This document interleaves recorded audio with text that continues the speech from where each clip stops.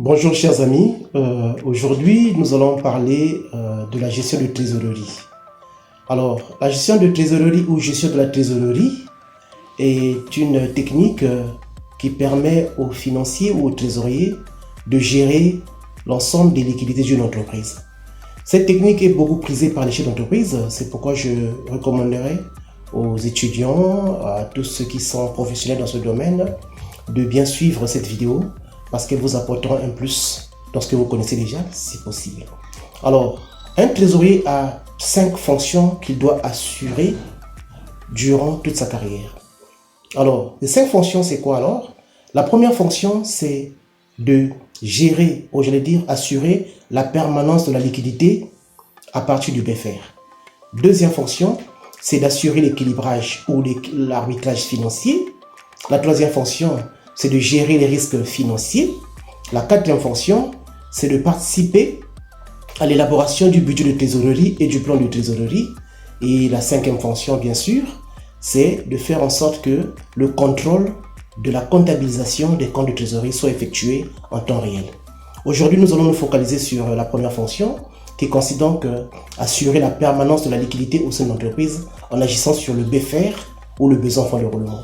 Alors, le BFR comprend 3 composantes essentielles, parmi lesquelles on peut citer les stocks, les créances clients et les dettes fournisseurs. Alors, comment on agit sur les stocks? Évidemment, il faut mettre en place 5 stratégies pour ne pas perdre de l'argent en gérant nos stocks. La première stratégie, c'est d'assurer ce qu'on appelle ou de réaliser ce qu'on appelle l'optimisation des stocks. Deuxième stratégie, de faire la coordination des stocks. Troisième stratégie, c'est d'équilibrer ou sinon de planifier nos stocks en tenant compte de leur volatilité. Quatrième stratégie, c'est d'assurer la relation fournisseur, à ne pas confondre avec la relation client. Et la cinquième stratégie, c'est de songer à la technologie. En ce qui concerne les créances clients, il faudrait que nous sachions que la première chose à faire, c'est d'envoyer des factures très tôt pour ne pas perdre de l'argent. Deuxième stratégie, c'est de planifier, j'allais dire, faire bénéficier à nos clients ce qu'on appelle les escomptes financiers. Troisième stratégie, il faudrait accepter des avances ou des acomptes sur notre facture. Quatrième stratégie, il faudrait être dur avec les mauvais débiteurs. Et cinquième stratégie, il faut se débarrasser du bois mort. Le bois mort ici, ce sont les débiteurs récalcitrants. Alors, la troisième composante qui consiste donc à gérer les dettes fournisseurs, ici, il y a 2 stratégies essentielles. La première, c'est de faire en sorte que les délais fournisseurs soient plus longs que les délais clients. Il faudrait que les clients nous payent d'abord avant qu'on ne paye les fournisseurs. Et deuxième stratégie, c'est de gérer, sinon de négocier les conditions bancaires.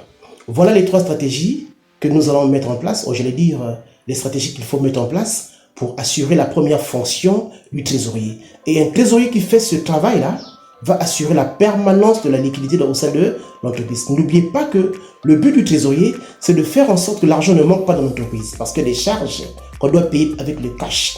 Et s'il n'y a pas de cash, nous allons faire faillite. Il faut donc tout faire pour que le BFR soit bien géré, afin que nous ne manquions pas de cash. Voilà donc la première mission du trésorier. Pour ceux qui ont aimé, évidemment, vous devez liker. Pour ceux qui ne sont pas encore abonnés, abonnez-vous à notre chaîne et si possible, partagez. Alors, je vous recommanderais ce livre qu'on appelle, que nous avons écrit, que nous avons dénommé Gestion de trésorerie, source de profit, rédigé par Emery Tyrone Dibamba. Alors, pour s'en acquérir, regardez au bas de votre écran pour que vous puissiez nous appeler et nous allons vous offrir ce livre. Ciao!